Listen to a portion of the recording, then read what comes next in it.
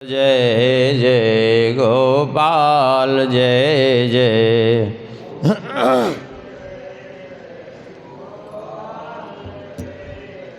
श्री राधा रमण हरि गोविंद जय जय।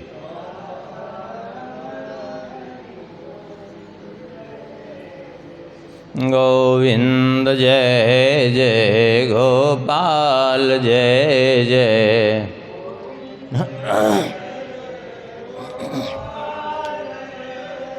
श्री राधा रमण हरि गोविंद जय जय।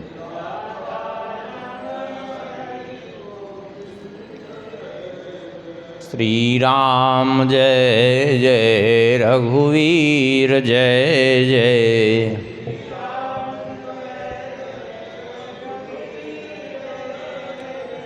सीतारमण श्री रघुनाथ जय जय।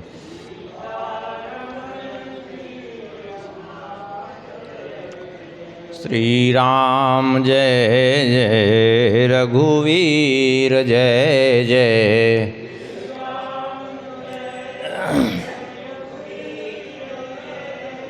सीतारमण श्री रघुनाथ जय जय।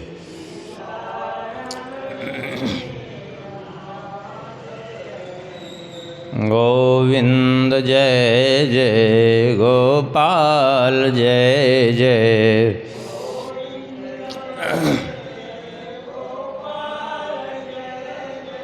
श्री राधा रमण हरि गोविंद जय जय।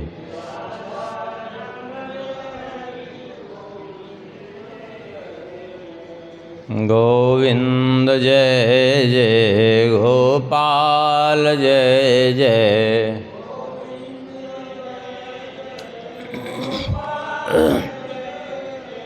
राधा रमण हरि गोविंद जय जय।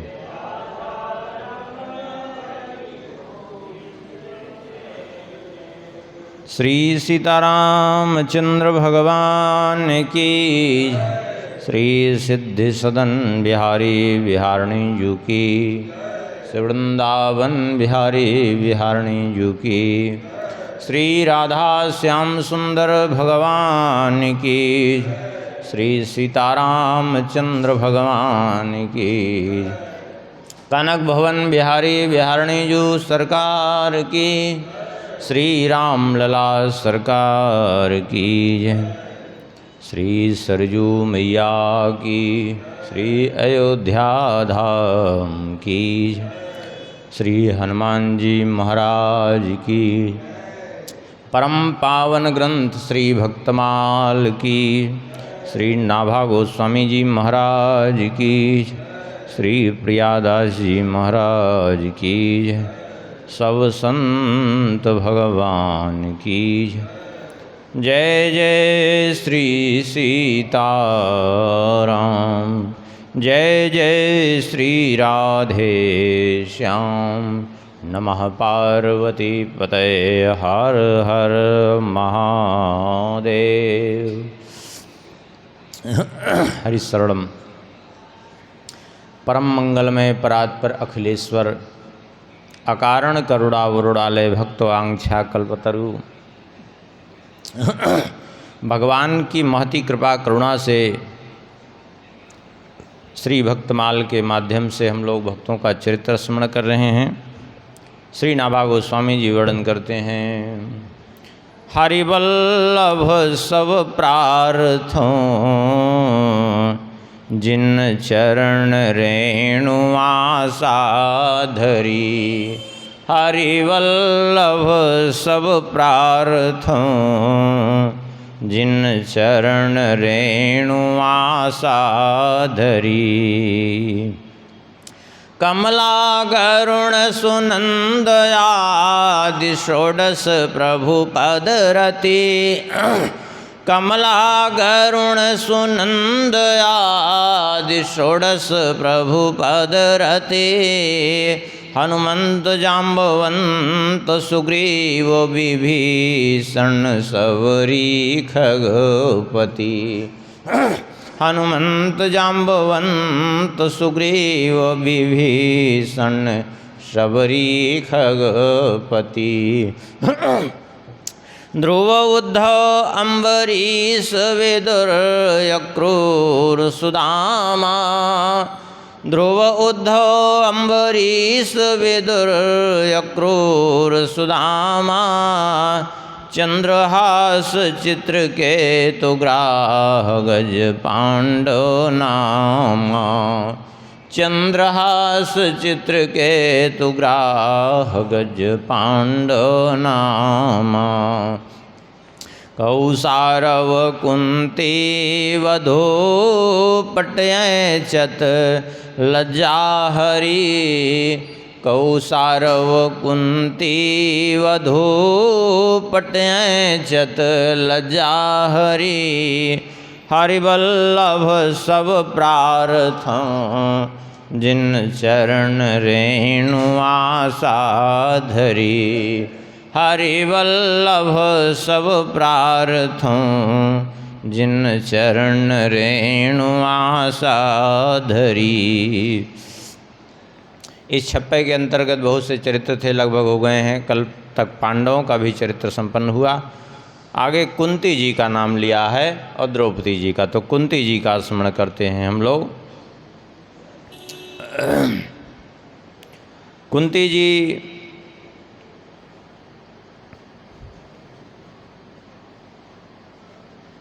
जीवन भर कष्ट ही उठाई हैं, लेकिन फिर भी अंत में भगवान से उन्होंने कष्ट ही मांगा है। बड़ी विचित्र है। इसलिए जो है श्री प्रियादास जी इनका चरित्र वर्णन करते हुए कहते हैं, कुंती करतूत ऐसी करे कौन भूत प्राणी। कुंती करतूत ऐसी करे कौन भूत प्राणी। मांगती विपत्ति जासो भाजें सब जन है। मांगती विपत्ति जासो भाजें सब जन है। देखो मुख चाहो लाल देखे बिन हिये साल। देखो मुख चाहो लाल देखे बिन हिये साल। हुजिए कृपाल नहीं दीजे वास बन है। होजिए कृपाल नहीं दीजे वास बन है। देखी बिकलाई प्रभु आँख भरी आई फेरी। देखी बिकलाई प्रभु आँख भरी आई फेरी। घर ही को लाई कृष्ण प्राण तन धन है। घर ही को लाई कृष्ण प्राण तन धन है। श्रवण वियोग सुनी तनक न रह्यो गयो। श्रवण वियोग सुनी तनक न रह्यो गयो। भयो व पुण्यारो ओहो यही साँचोपन है। भयो व पुण्यारो ओहो यही साँचोपन है। श्री प्रियादास जी कहते हैं, कुंती करतूत ऐसी करे कौन भूत प्राणी। ऐसा कौन सा प्राणी है कि जो कुंती जी ने जैसा किया वैसा कर सके। क्यों? मांगत विपत्ति जासो भाजें सब जन हैं। वह विपत्ति उन्होंने भगवान से मांगी जिस विपत्ति से सभी भागते फिरते हैं, जिस विपत्ति को कोई नहीं चाहता, और वह विपत्ति कुंती जी ने भगवान से मांगी। जबकि जीवन ही देखा जाए इनका तो संपूर्ण जीवन ही विपत्तियों का भंडार है। कुंती जी सभी जानते हैं। इनका जन्म कहाँ हुआ? मथुरापुरी में। सूरसेन जी की पुत्री हैं और वसुदेव जी की बहन हैं। कुंती जी।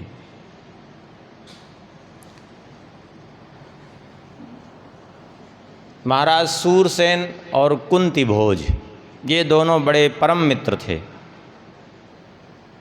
कुंती भोज के कोई संतान नहीं थी, बड़े दुखी रहते थे। उनके दुख को देख करके सूरसेन जी ने कहा था कि जो भी हमारी पहली संतान होगी वह संतान मैं आपको प्रदान करूंगा। पहली संतान के रूप में सूरसेन जी को प्राप्त हुई पुत्री। नाम रखा गया प्रथा। प्रथा नाम रखा गया, और लेकिन वचनबद्ध होने के कारण इन्होंने कुंती भोज को दे दिया, दत्तक पुत्री के रूप में उन्होंने स्वीकार किया और ले गए। कुंती का बचपन से ही पालन पोषण सब कुछ उन्हीं के यहाँ हुआ। बचपन में माता के पास, पिता के पास अपने कुछ ही समय रही, उसके बाद वहाँ कुंती भोज लेकर के गए।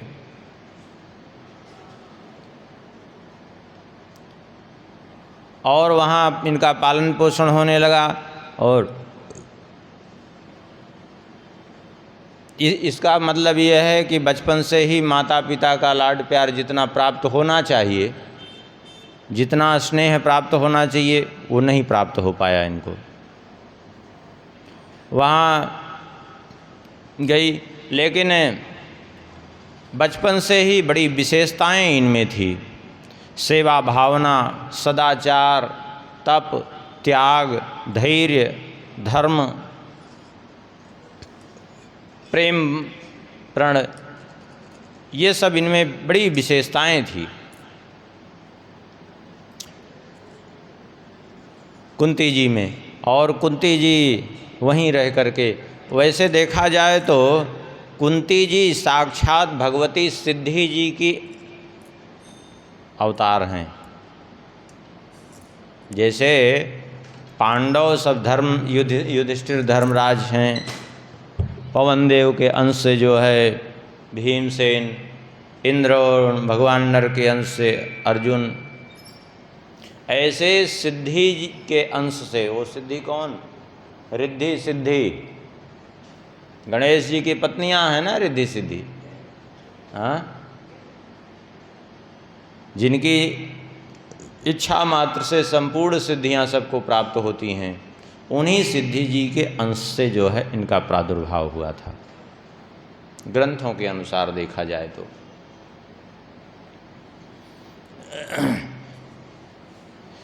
सभी दैवी गुण इनमें स्वाभाविक रूप से बचपन में ही विद्यमान थे।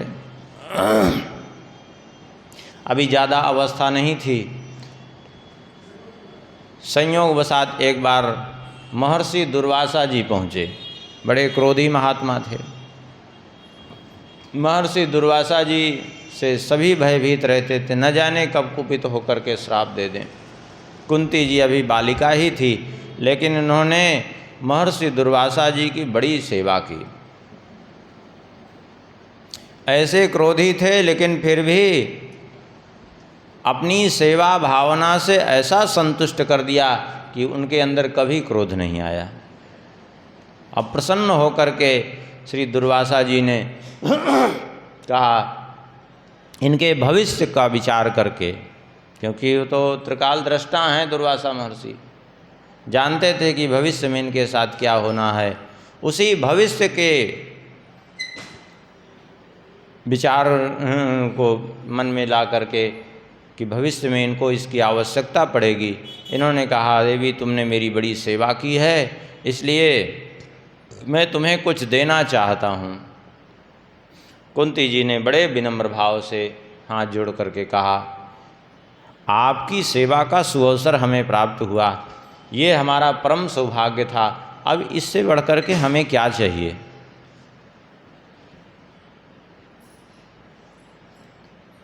इनकी इस बात से और भी दुर्वासा जी बड़े प्रसन्न हुए, इनकी निष्कामता देख करके। दुर्वासा जी ने कहा कि मैं तुम्हें कुछ मंत्र प्रदान करता हूँ। ये मंत्र हैं, हैं ये देवताओं के। इनमें जो इन मंत्रों के द्वारा तुम जिस देवता को जो है पुकारोगी, जिस देवता का आवाहन करोगी, वह अवश्य प्रकट होगा, बेहोश होकर के प्रकट हो जाएगा तुम्हारे सामने और तुम्हें पुत्र प्रदान करेगा। आप इस प्रकार से वरदान दिया। मंत्र दे करके चले गए। इधर जो है कुंती जी उन मंत्रों को प्राप्त कर ही चुकी थी। एक दिन संयोग से कौतूहल वसात कुंती जी प्रातःकाल उठ करके स्नान आदि से निवृत्त होकर के और जब देखा पूर्व दिशा की ओर सूर्य देव उदय हो रहे हैं, अचानक कौतूहल जागा इनके मन में और उसी कौतूहल वसात सूर्य देव का ही आवाहन कर लिया, उस मंत्र का प्रयोग कर लिया। इसलिए उनका उद्देश्य आवाहन करना नहीं था, वो कौतूहल वसात के देखें मंत्र जो है कैसा काम करता है। सूर्य देव प्रकट हो गए। अब जो सूर्य देव प्रकट हो गए तो कुंती जी क्षमा मांगने लगी, हमें क्षमा कर दीजिए प्रभु, हमसे बड़ा अपराध हुआ, हमने तो केवल कौतूहल वसात ही ऐसा किया था।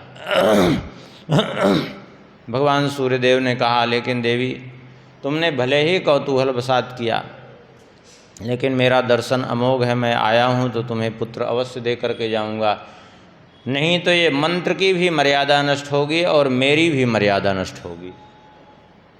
क्योंकि देवता आते हैं तो कुछ न कुछ अवश्य दे करके जाते हैं, बिना दिए वो नहीं जा सकते। यदि मैं बिना दिए जाऊंगा तो ये मेरी मर्यादा की हानि होगी। और ये पुत्र देने वाला मंत्र है तो पुत्र तो मैं अवश्य दूंगा, क्योंकि जो है नहीं तो मंत्र की भी मर्यादा समाप्त हो जाएगी। अरे नहीं, ऐसा मत करिए, अभी तो मैं कुंवारी हूँ, अविवाहित हूँ, अनर्थ हो जाएगा, मेरा कन्यात्व तो नष्ट हो जाएगा। सूर्यदेव ने कहा, कोई बात नहीं, मैं तुम्हें वरदान देता हूँ कि तुम्हारा कन्यात्व तो सुरक्षित रहेगा, तुम कन्या ही रहोगी, फिर भी पुत्र को जन्म दे दोगी तुम। सूर्यदेव ने इनको आशीर्वाद दिया पुत्र का और उसके प्रभाव से इनको गर्भ हो गया और उसी बालक का जन्म हुआ जिसको सब जानते हैं, कर्ण।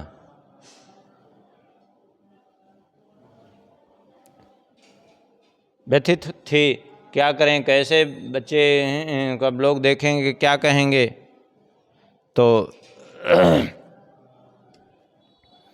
इन्होंने एक काष्ठ पेटिका, लकड़ी की पेटिका, उसी में जो है बालक, सूर्यदेव से ये भी इन्होंने प्रार्थना की कि इस बच्चे के लिए आप कुछ ऐसी व्यवस्था करिए कि जिससे इसकी सुरक्षा बनी रहे, क्योंकि मैं तो पालन पोषण नहीं कर सकती। तो कवच तो पूर्व जन्म का वरदान था, क्योंकि सहस्र कवची दैत्य था वो, पूर्व जन्म का एक कवच था ही उसके पास, और कुंडल अपनी ओर से दिया भगवान सूर्यदेव ने, बोले इस कुंडल के कारण कभी अनिष्ट नहीं होगा, कवच कुंडल से सुरक्षित रहेगा ये। तो एक काष्ठ पेटिका में कुंती जी ने बालक को लिटा दिया कुछ बिछा करके, और उसमें बहुत से आभूषण, स्वर्ण मुद्राएं आदि रख दी कि जो भी इस बालक को जो है निकालेगा गंगा जी से, इस बालक के पालन पोषण के लिए ये जो है कार्य काम आएगा। यदि मान लिया वो निर्धन हो, जो ले जाए, पालन पोषण करने में असमर्थ हो, तो कम से कम जो है ये धन उसको पालन पोषण के लिए। राजा की पुत्री थी, कोई कमी तो थी नहीं, बहुत सा आभूषण और स्वर्ण आदि रख करके उस पेटिका को गंगा जी में इन्होंने प्रवाहित किया। यद्यपि बहुत दुख था इनको, लेकिन क्या करें, लोक लज्जा के भय से इन्होंने प्रवाहित किया। और वो पेटिका बहती हुई आगे बढ़ी तो संयोगवशात अधिरथ और उनकी पत्नी राधा, ये हस्तिनापुर के ही धृतराष्ट्र के ही जो है सारथी थे पहले। संजय तो बाद में सारथी हुए, पहले अधिरथ सारथी थे। अधिरथ गंगा जी स्नान कर रहे थे, उन्होंने देखा वो पेटिका तो निकाल लिया। समझ गए कि ये कोई सामान्य बालक तो नहीं है, जरूर ये किसी राजकुल से ही है। ये बात समझ गए वो। क्यों? क्योंकि इतना धन आभूषण दे करके कोई सामान्य व्यक्ति नहीं पेटिका में बालक को डाल सकता। और जो उसके मुखमंडल पर तेज था वो भी कोई सामान्य बालक नहीं है, ये बात समझ गया। फिर अधिरथ ने पालन पोषण किया, ले जा कर के अपनी पत्नी राधा को दिया, और इसीलिए राधेय कहा जाता था कर्ण को। और उसको यही बात पता थी कि मैं अधिरथ और राधा का पुत्र हूँ। वो तो महाभारत के पहले भगवान श्री कृष्ण ने उनसे बताया कि तुम अधिरथ और राधा के पुत्र नहीं, बल्कि तुम कुंती पुत्र हो और सूर्यदेव के पुत्र हो। ये बात महाभारत के पहले श्री कृष्ण ने बताई थी कर्ण को, नहीं तो उसको पता नहीं थी।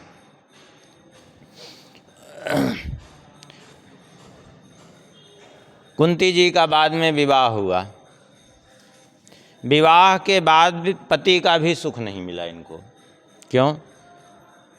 विवाह करके आए हैं और अचानक इनको सूचना मिली कि हमारे राज्य के का लोग अतिक्रमण कर रहे हैं, तो दिग्विजय के लिए निकल गए।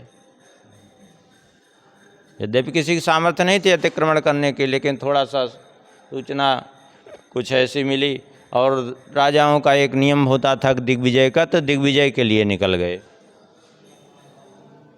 दिग्विजय के लिए निकले, वर्षों लग गए दिग्विजय में, और लौट करके आए तो संयोगवशात माद्री को भी साथ में लेकर के आए, क्योंकि उसी दिग्विजय के दौरान मद्र नरेश की पुत्री माद्री के साथ जो है इनका विवाह हो गया। माद्री को लेकर के आए। जब यहाँ आए तो जो है सबने इनको सलाह दी कि एक काम करिए, इतने दिन आपका युद्ध में बीता है, आप कुछ दिन जो है एकांतवास करिए अपनी पत्नियों को लेकर के। तो इन्होंने धृतराष्ट्र को अपने प्रतिनिधि के रूप में बैठा दिया सिंहासन पर, और स्वयं चले गए कुंती और माद्री को लेकर के उत्तराखंड की ओर। अब वहाँ गए तो एक अनर्थ खड़ा हो गया इनसे। हुआ ये कि जो है किंदम ऋषि एक दिन मृग का रूप धारण करके अपनी पत्नी, उनकी पत्नी मृगी के रूप में धारण कर ली थी, और किंदम ऋषि मृग का रूप धारण किए हुए थे। दोनों विहार कर रहे थे तो इन्होंने बाण मारा, तो किंदम ऋषि को बाण लगा।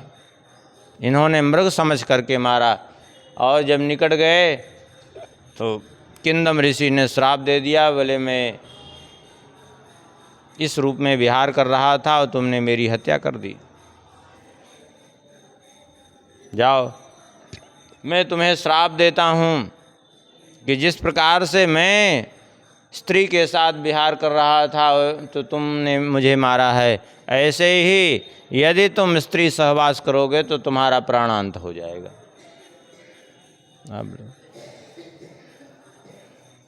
अब करते क्या? फिर वहाँ से ये सूचना भेज दिए, लौट करके नहीं आए, वन में ही रहने लगे पत्नियों के साथ, दोनों दूरी बनाए रखते। अंत में बड़े दुखी रहते ये कि क्या करें, अब हमारी कोई संतान नहीं होगी आगे भविष्य में। तो एक दिन इन्होंने बहुत दुखी होकर के ये बात कुंती जी से जब कही, तब कुंती जी ने पहले तो इनको समझाया, लेकिन जब देखा कि बहुत दुखी हैं तो कुंती जी ने कहा इसका हमारे पास एक उपाय है। क्या उपाय है? बोले आप जिस देवता का कहें वो देवता आकर के हमें पुत्र प्रदान करेगा। ऐसा दुर्वासा जी का हमें वरदान प्राप्त है, वरदान के रूप में कुछ मंत्र हमें प्राप्त हैं। तो उन्हीं मंत्रों के द्वारा, जैसा पूर्व में सुने हैं, धर्मराज भीमसेन और अर्जुन, बारी बारी से ये 3 पुत्र प्राप्त हुए इनको।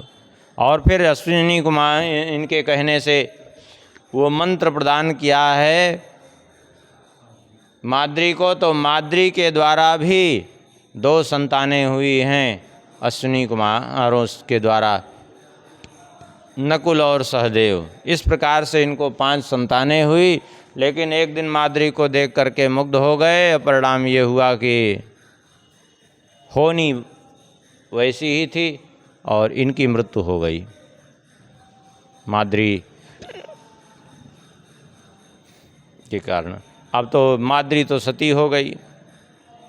कुंती जी को बालकों सहित ऋषियों ने ला करके हस्तिनापुर छोड़ दिया है।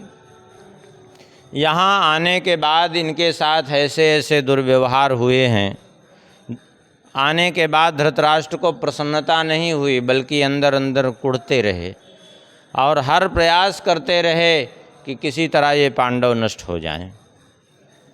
केवल दुर्योधन और शकुनी ही प्रयास नहीं करते रहे, धृतराष्ट्र का भी पूरा सहयोग था इसमें। हाँ, सत्य तो यही है। पूरे महाभारत का सबसे बड़ा खलनायक धृतराष्ट्र। धृतराष्ट्र की कुटिलता और दुर्योधन की दुर्नीति के कारण पग पग पर इनको बार बार कष्ट उठाना पड़ा है। बार बार इनके पुत्रों के सामने संकट आता, विभिन्न विपत्तियों का सामना करना पड़ता, लेकिन फिर भी अपना धैर्य नहीं छोड़ा कुंती जी ने। स्वयं भी धैर्य धारण करती और जो है पुत्रों को भी समझाती। स्वयं कष्ट सहन कर लेती, लेकिन दूसरे का दुख कभी नहीं देख पाती थी। ये इनकी विशेषता थी। तभी तो एक चक्रा नगरी में वो कुम्हार के घर में थी, उसके ऊपर आए हुए संकट को देख करके, यद्यपि जो है वो ये लोग हालांकि एक चक्रा नगरी में जहाँ थे वो ब्राह्मण के घर पे आया हुआ था संकट, क्योंकि वो कुम्हार के यहाँ तो वहाँ थे और ब्राह्मण के यहाँ थे। 4 ही व्यक्ति और वो जब आपस में चर्चा कर रहे थे कौन जाएगा, आपस में विवाद कर रहे थे। वो कहे हम जाएंगे, वो कहे हम जाएंगे। तब कुंती जी ने जब सारी बात सुनी तो बोले आप लोगों में कोई नहीं, मेरा पुत्र जाएगा। मैंने अपने पुत्र को भेज दिया है। देव कुंती जी को तो विश्वास था कि मेरे पुत्र का वो राक्षस कुछ नहीं बिगाड़ पाएगा। और फिर गए भीमसेन और उस दुष्ट का वध भी किया है, बृकासुर जिसका नाम था।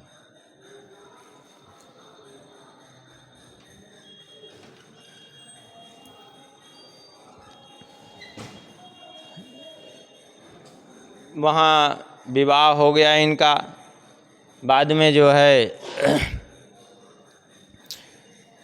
जब इन्होंने लक्ष्य भेद तो कर दिया अर्जुन ने, अब विवाह की बात आई तो द्रुपद बड़े दुखी हुए और द्रुपद ने जो है धृष्टद्युम्न से कहा कि तुम जाकर के अच्छी प्रकार से पता लगाओ कि आखिर जो है ये लक्ष्य भेदन करने वाला है कौन।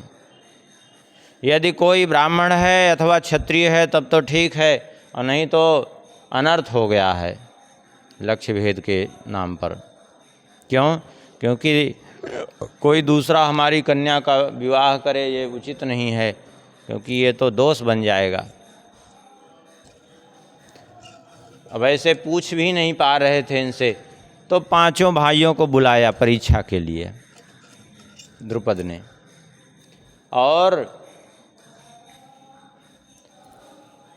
अलग अलग कक्ष में अलग अलग चीज़ें रखी गई, बहुत चीज़ें रखी गई, ग्रंथ रखे गए, विभिन्न प्रकार के अस्त्र शस्त्र रखे गए और नाप तौल की चीज़ें माने वैश्य कर्म वाली चीज़ें रखी गई।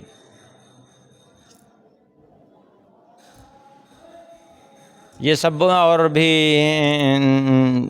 चतुर्थ वर्ण के लिए जो उपयुक्त चीज़ें हैं वो सब रखी गई। लेकिन इन्होंने जाकर के वही अस्त्र शस्त्र ही सबने उठाए और उन्हीं को देखने लगे।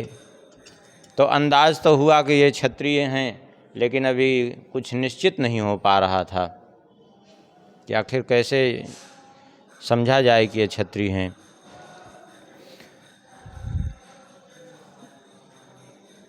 और फिर बाद में परिचय इनका प्राप्त हुआ, ये पांचों पांडव हैं। तब एक समस्या खड़ी हो गई कि ये 5 भाई विवाह करना चाह रहे हैं द्रौपदी से, ये कैसे हो सकता है। तब व्यास जी ने आकर के समझाया कि देखो, ये द्रौपदी के पूर्व जन्म की घटना ही ऐसी हुई थी कि उसके कारण 5 से विवाह करना ही होगा इनको। और ये 5 के रूप में वास्तव में देखा जाए तो इंद्र ही हैं, अलग नहीं हैं। ये 5 इंद्र का ही धर्म, धर्मराज युधिष्ठिर हैं। इंद्र के ही बल भीमसेन हैं। इंद्र ही अपने आधे अंश से अर्जुन के रूप में हैं। और इंद्र का ही रूप लावण्य जो है अश्विनी कुमारों के रूप में है। तो इनका विवाह हुआ। विदुर के कहने पर बुलाया, खांडव प्रस्थ दिया।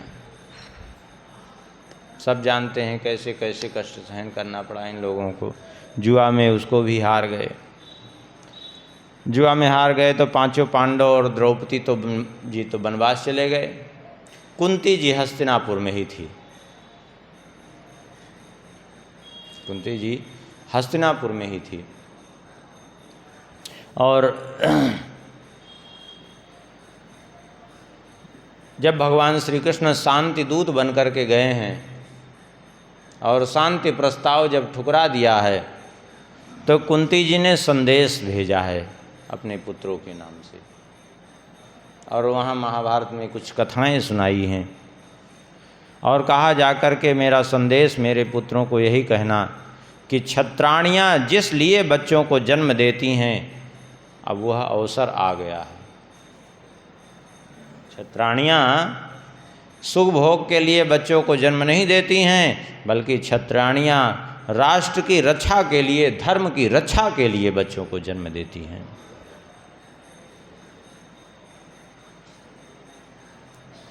भले ही प्राण चले जाएं, लेकिन राष्ट्र रक्षा से, धर्म रक्षा से पीछे नहीं हटना चाहिए क्षत्रिय को। जाकर यही संदेश सुना देना कि अब मेरे सामने तभी आएंगे अपना मुख दिखाने के लिए मेरे 5 पुत्र, जबकि इन सब दुष्टों का विनाश करेंगे तब, नहीं तो नहीं आएंगे हमारे सामने। ऐसे ही संदेश कहलाया। ये भी एक जो है, देखिए, जिसके अंदर ये भी भक्ति होती है राष्ट्र के प्रति, वो एक अलग ही उसके अंदर भी जुनून होता है। हाँ, और वास्तव में लड़ते लड़ते युद्ध के मैदान में यदि मृत्यु को प्राप्त हो जाए, राष्ट्र की रक्षा के लिए, गौ रक्षा के लिए, ब्राह्मण रक्षा के लिए लड़ते लड़ते मर जाए, तो वह भी परम गति का अधिकारी हो जाता है। उसी परम गति को प्राप्त होता है जिस परम गति को बड़े बड़े योगी जन जब तप करके जाते हैं, वो भी उसी गति को प्राप्त हो जाता है।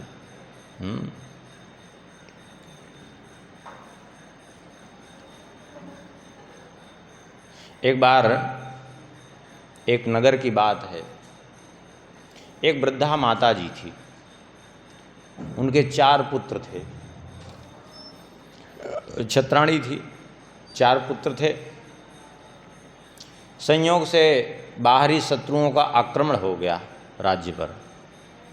4 पुत्र उनके बड़े बलवान थे, बड़े वीर थे। तो पहले पुत्र को भेजा तिलक उलक करके, जाओ बेटा तुम लड़ो राष्ट्र रक्षा के लिए। पहला गया, लड़ते लड़ते वीर गति को प्राप्त हो गया। तो उन्होंने दूसरे पुत्र को भेजा, यद्यपि अत्यंत वृद्ध थी, अब उनके लिए को जरूरत थी सहारे की। दूसरा भी जो है कुछ दिन में सूचना आई कि वो भी वीर गति को प्राप्त हो गया। तीसरे को भेजा, वो भी वीर गति को प्राप्त हुआ। जब ये सूचना आई तो गांव वालों ने मिलकर के, ग्राम प्रधान आदि और सब ने मिलकर के और वृद्धा माता को कहा कि अब ये 4था अंतिम पुत्र शेष है, इसको मत भेजिए, अपने वृद्धावस्था के सहारे के लिए इसको रखिए, मत भेजिए इसको। लेकिन वो वृद्धा माता ने नहीं मानी, नहीं किसी की। अपने चौथे पुत्र को भी भेजा। संयोग से वह भी वीरगति को प्राप्त हो गया। जब वो भी वीरगति को प्राप्त हुआ, सूचना आई, तो वृद्धा माता जी वो रो रही थी। गांव के लोगों ने कहा हमने तो पहले ही कहा था मत भेजिए, अब तो वृद्धावस्था का सहारा भी छिन गया आपसे, आपने ज़बरदस्ती भेजा। तो वो वृद्धा माता जी ने जवाब क्या दिया सुनिए। उन्होंने कहा मैं इसलिए नहीं रो रही हूँ कि मेरे सारे पुत्र मारे गए, मेरा चौथा पुत्र भी मारा गया। मैं तो इसलिए रो रही हूँ कि मेरा पांचवा पुत्र नहीं है कोई, नहीं तो मैं उसको भी भेज देती राष्ट्र रक्षा के लिए। मैं इसलिए रो रही हूँ कि क्या करूँ, मेरे 4 ही पुत्र क्यों दिए थे भगवान ने, और आगे क्यों नहीं थे जो राष्ट्र की रक्षा कर सकते।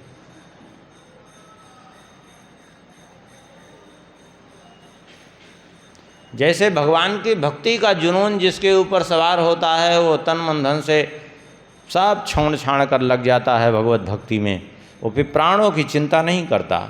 ऐसे राष्ट्र भक्ति का भी जिसको नशा लगता है ना, फिर वो कुछ नहीं सूझता उसको, एकमात्र राष्ट्र भक्ति हो, मरते दम तक वो देश की रक्षा करना चाहता है। होता है ऐसा। सेना में अभी ये सब यही तो सिखाया जाता है। अब लोक में ये सब इसलिए नहीं दिख रहा है क्योंकि लोक में लोग म्लेच्छ कुसंस्कृति के कारण ग्रस्त हो गए हैं। म्लेच्छ कुसंस्कृति से लोग जो है ग्रस्त होने के कारण सारी समस्याएं हैं।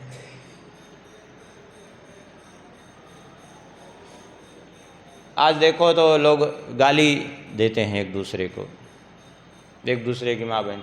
ये गाली सब कहीं देखिए आप संस्कृत के उसमें कितने भी बड़े क्रोध में भी कहीं गाली किसी के मुख से नहीं निकली है। ये गालियाँ आई कहाँ से? ये जितनी गालियाँ हैं सब उर्दू में है।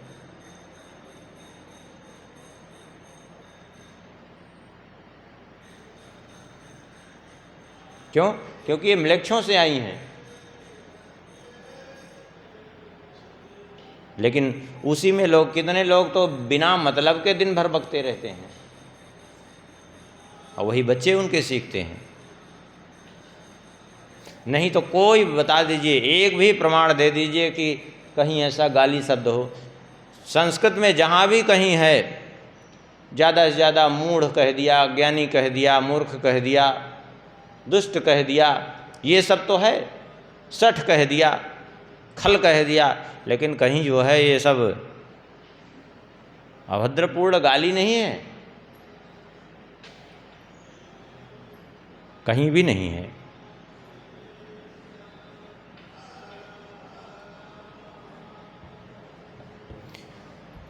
पांडवों को शुरू से शिक्षा मिली माता कुंती जी से ही। जैसे माता कुंती जी के संस्कार थे, वही संस्कार तो बच्चों में आते हैं और वही संस्कार इन्होंने अपने बच्चों में जो है भर दिए कुंती जी ने। श्री प्रियादास जी कहते हैं मांगती विपत्ति, इन्होंने विपत्ति मांगी भगवान से। भागवत जी में वर्णन है, भगवान जाने लगे तो भगवान से एक ही बात कही, प्रभो विपदा सन्तु न शश्वत् तत्र तत्र जगद्गुरो भवतो दर्शनम यस्याद पुनर्भव दर्शनम। जहाँ जहाँ मैं जाऊँ, जहाँ जहाँ रहूँ, विपत्ति पर विपत्ति हम पर आती रहे। क्यों? क्योंकि विपत्ति में ही आपके दर्शन होते हैं, विपत्ति में ही आपकी निकटता होती। ऐसी संपत्ति नहीं चाहिए जो आपसे दूर कर दे। सुख के माथे सिल पड़े, सिल माने पत्थर पड़ जाए। सुख के माथे सिल पड़े जो हरि हृदय से जाए, बलिहारी वा दुख की जो पल पल नाम रटाए। इसलिए इन्होंने कहा हमें विपत्ति दे दीजिए।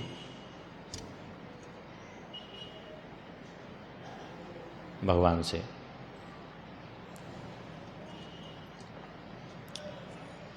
कुंती जी यद्यपि भगवान श्री कृष्ण की बुआ लगती थी, लेकिन कुंती जी की भगवान के चरणों में बड़ी प्रीति थी। कुंती जी ने भगवान से कहा, प्रभु मैं यही चाहती हूँ कि मेरी आप में ऐसी प्रीति हो जाए कि सब छूट जाए मेरा, आपके अतिरिक्त मेरे जीवन में कुछ रह ही न जाए, आपके अतिरिक्त कुछ भी जीवन में हमारे न रहे, यही मेरी इच्छा है। और कुंती जी ने जैसे ही भगवान के परम धाम की बात सुनी है कि भगवान परम धाम चले गए, यदुवंश का विनाश हो गया, भगवान परम धाम गए, भगवान के परम धाम की बात सुनते ही तुरंत श्रवण वियोग सुनी तनक न रहो गयो, भयो व पुण्यारो ओहो यही साँचोपन है। जैसे ही सुना कि भगवान परम धाम चले गए, वैसे ही उसी क्षण कुंती जी ने अपने प्राण त्याग दिए, फिर अपने जीवन को नहीं धारण किया। जैसे महाराज दशरथ जी को जब ये बोध हो गया कि अब श्री राम जी नहीं लौटेंगे, वन को चले गए, तो अपने देह का परित्याग कर दिया।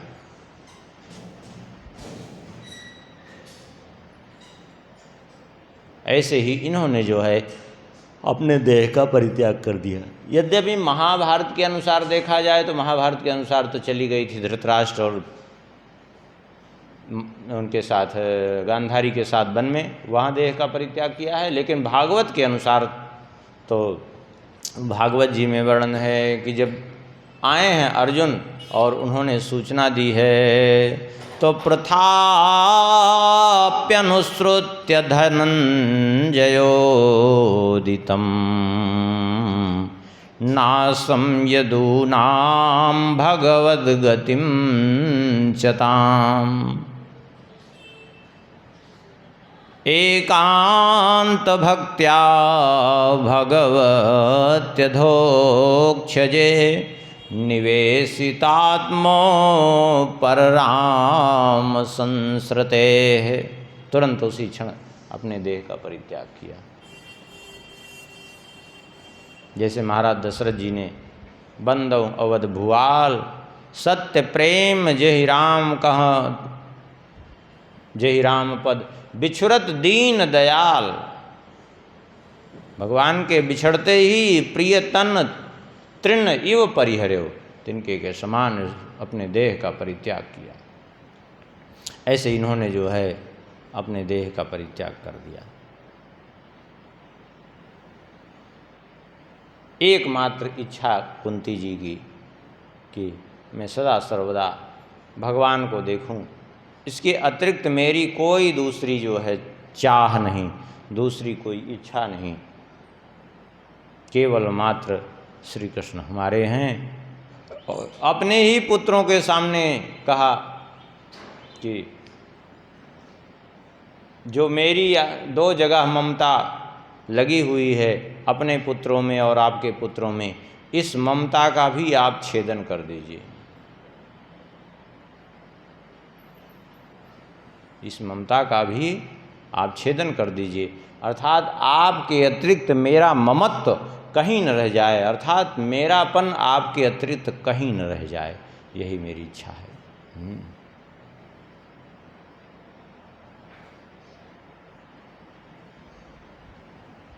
भक्त की का होना भी यही चाहिए। जैसे श्री चित स्वामी कहते हैं, मेरी अखियन को भूषण गिरधारी। नेत्रों के आभूषण कौन हैं? नेत्रों के आभूषण हैं भगवान। यदि नेत्रों में बस जाएं तो वो नेत्रों के भूषण हैं, और यदि भगवान नेत्रों में नहीं है तो बढ़िया बढ़िया अंजन लगाइए, बढ़िया बढ़िया काजल लगाइए, क्या मतलब। मेरी अखियन को भूषण गिरधारी बलि बलि जाऊं छबीली छवि पर, अति आनंद सुखकारी।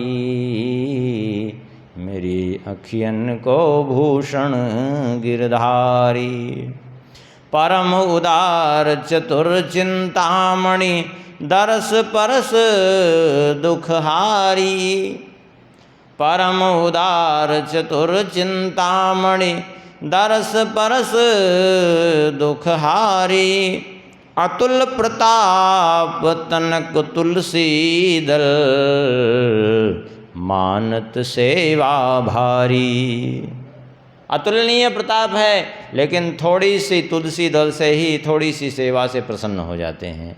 अतुल प्रताप तनक तुलसी दल, मानत सेवा भारी। मेरी अखियन को भूषण गिरधारी।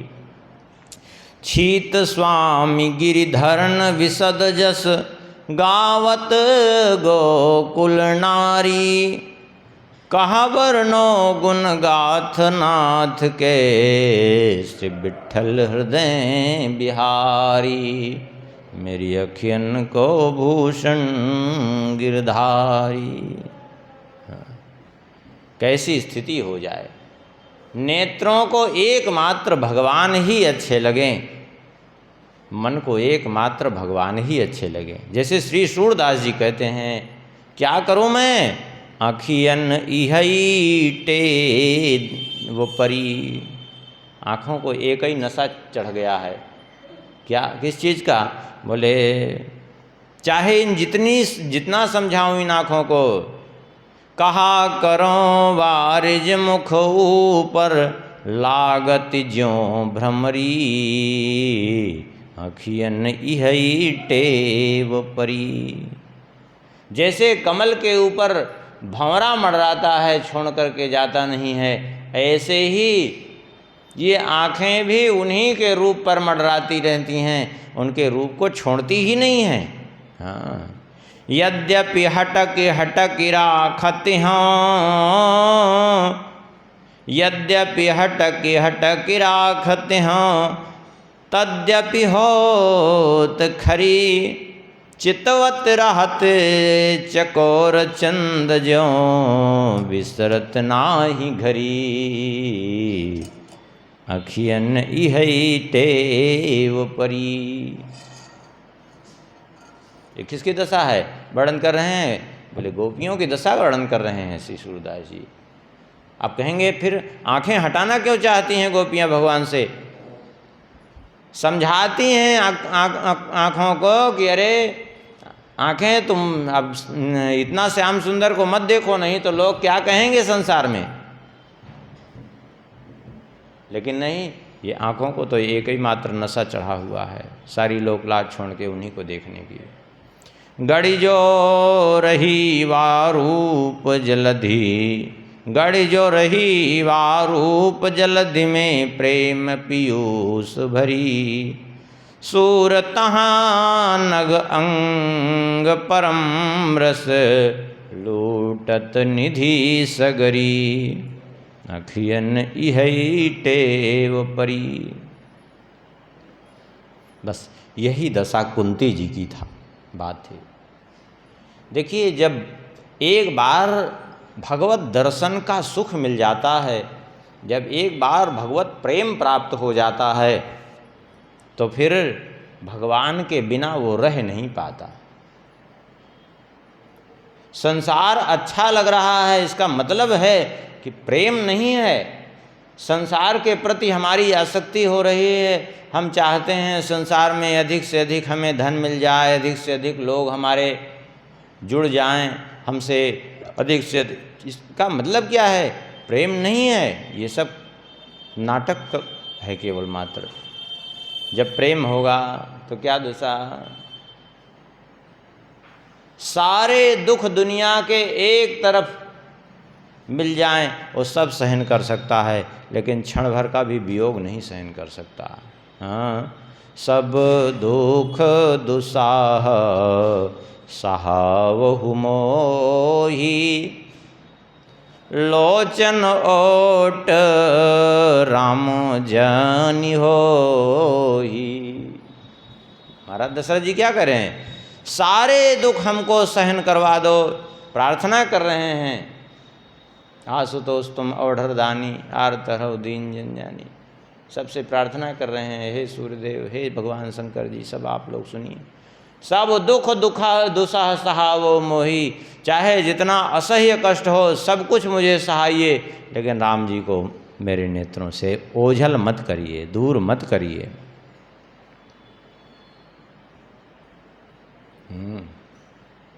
क्यों?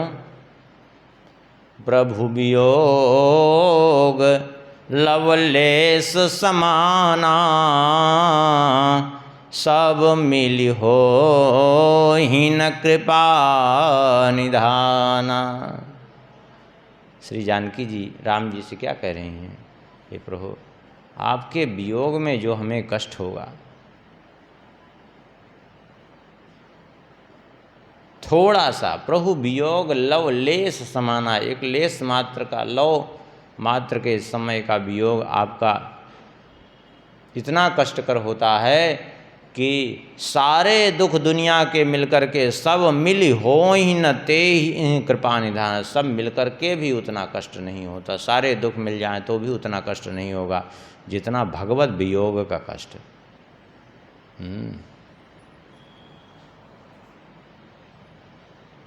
इसलिए कुंती जी भी भगवान के वियोग को नहीं सहन कर सकी। यह है प्रीति, इसको प्रेम कहते हैं।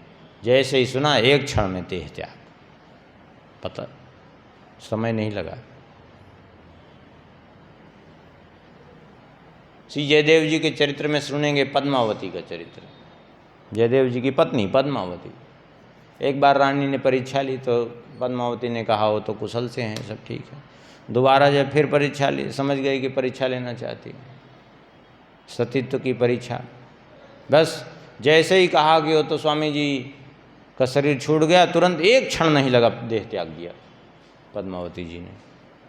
बाद में बड़ा पश्चाताप हुआ कि हमने तो परीक्षा ली थी, तो गड़बड़ हो गया, ये तो सही में शरीर छूट गया इनका।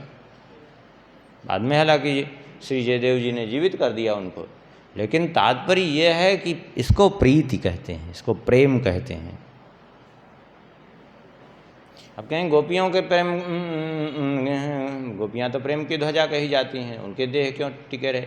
भगवान की इच्छा से टिके रहे, इसलिए नहीं टिके रहे उनकी के देह वियोग, बल्कि इसलिए देह टिके रहे कि जो आने की आशा बनी हुई थी कि श्री कृष्ण आएंगे, वो कह कर के गए हैं कि आएंगे, और इस आशा में टिके रहे कि वे आएंगे और देखेंगे कि मैं जीवित नहीं हूँ तो दुखी हो जाएंगे। तो हमें भले ही कष्ट हो जाए लेकिन उनको दुख न हो हमारे कारण, इसलिए टिके रहे प्राण उनके, गोपियों के। अपने दुख की चिंता नहीं है, कहीं हमारे कारण उनको कष्ट न पहुंच जाए, हमारे श्याम सुंदर को कष्ट न पहुंच जाए, हमारे प्राण प्रीतम कष्ट न पहुंच जाए, बस इस बात की चिंता थी और कोई दुख नहीं था उनको। इसलिए प्राण उनके टिके रहे, और नहीं तो जिस दिन उनको ये निराशा हो जाती कि अब नहीं आएंगे, उसी दिन एक क्षण में प्राण छूट जाता गोपियों का, केवल आशा में।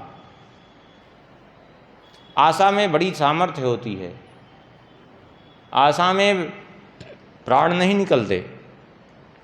ऐसे बहुत सी घटनाएं हैं इसी कलयुग में ही, बहुत सी घटनाएं। एक दिन आप लोगों को ध्यान हो तो एक कथा सुनाए थे, शायद ध्यान हो, बिल्ली वाली।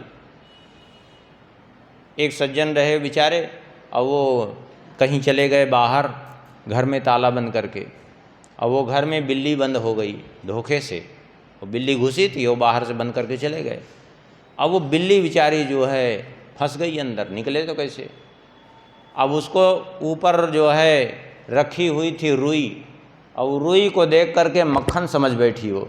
अब उसी को पाने के लोभ में बार बार उछलती कूदती, और उछलते उछलते, वो कच्ची ज़मीन थी, पूरी ज़मीन खुद गई, वहाँ तक उछल करके पहुँच तो नहीं पाई। लेकिन वो लौट करके जब कई दिन बाद आए तो बिल्ली एकदम मरणासन्न अवस्था में वहीं उसी रुई पर दृष्टि जमाए थी। उन्होंने देखा तो समझ गए कि लगता है ये रुई पर दृष्टि जमाए है, इसी को लगता है मक्खन समझ रही है ये। वो पहुँच करके वो रुई जब गिरा दिए तो वो बिल्ली यद्यपि असमर्थ थी, पूर्णतया क्षीण हो गई थी, लेकिन उठी और जैसे ही मुंह लगाया सूंघा तो वो मक्खन नहीं, वो तो जो है रुई थी। तुरंत प्राण छूट गए। क्यों टिके थे अभी तक? केवल आशा में टिके थे, वो मक्खन की आशा में। एक बार एक राजा था, उसने जो है, यवन राजा था मुस्लिम,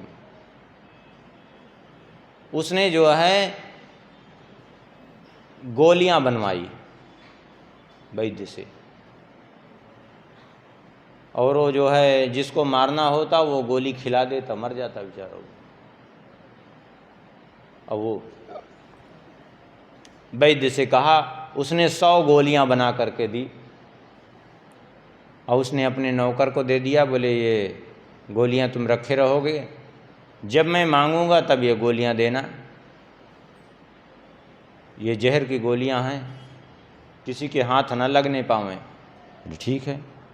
एक दिन संयोग से जो है उसने वो राजा की पुत्री को देखा, वो बहुत सुंदरी थी, और उसको देख करके वो मुग्ध हो गया। अब मुग्ध हो गया, सोचा कि ये मिले कैसे हमको। अंत में जो है अब उसका मन वहीं अटक गया। अब परिणाम ये हुआ कि वो जो है सोचा कि अब इनको पता चलेगा तो हमको तो मृत्युदंड देंगे, न जाने कैसे कैसे तड़पा के मारेंगे, इसलिए तड़पा के मारे, इससे अच्छा स्वयं ही मर जाना ठीक है। तो वो गोली तो हमारे पास रखी ही है। उसने एक गोली खाई, नहीं मरा, दूसरी भी गोली खा ली, नहीं मरा, तीसरी भी गोली खाई, धीरे धीरे वो 100 गोलियां पूरी खा गया। वो बाप रे बाप, पूरी गोलियां खा गया। अब उधर उसने बुलाया, कहा कि गोलियां लाओ। अब बोलिए गोलियां तो मैं खा गया। खाली खा गए? कैसे खा गए तुम? और तुम्हें कुछ नहीं हुआ? बोले कुछ नहीं हुआ। बुलाया वैद्य को, कैसी गोलियां बना के दी? उसने कहा गोलियां सही थी, जरूर इसका मन कहीं अटका हुआ है। हाँ, इसका मन कहीं अटका हुआ है। बोले कहाँ मन अटक सकता है, जो ऐसा कैसे हो सकता है? बोले सत्य कह रहा हूँ, आप अपने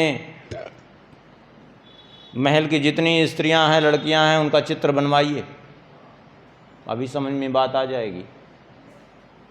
और वो जैसे ही उसका चित्र देखा जहाँ मन अटका हुआ था वो लड़की का, वो देखते ही उसके प्राण छूट गए। और जहर का प्रभाव तो शरीर में था, वो तुरंत जो है मर गया। वो पूरा शरीर एकदम देखते देखते एकदम काला पड़ गया, जैसे खाक हो गया हो जल के। ये आशा के कारण टिके रहे। दशरथ जी महाराज के प्राण टिके रहे उतनी समय तक क्यों? बोले आशा के कारण कि श्री राम जी आएंगे, और सुमंत्र जी को हमने समझा के भेजा है, वो लेकर के आएंगे 2-4 दिन घुमा के। और जैसे ही उनकी आशा टूटी, बिछुरत दीन दयाल प्रिय तन तृण यो परिहर्यो, तिनके के समान उसका परित्याग कर दिया बिना ममता के। क्यों? आशा टूट गई। अब आशा टूटते ही वो प्राणों की जो डोर थी, जहाँ से वो प्राण बंधे हुए थे, अपने आप छूट गए। इस प्रकार से श्री कुंती जी का चरित्र है। और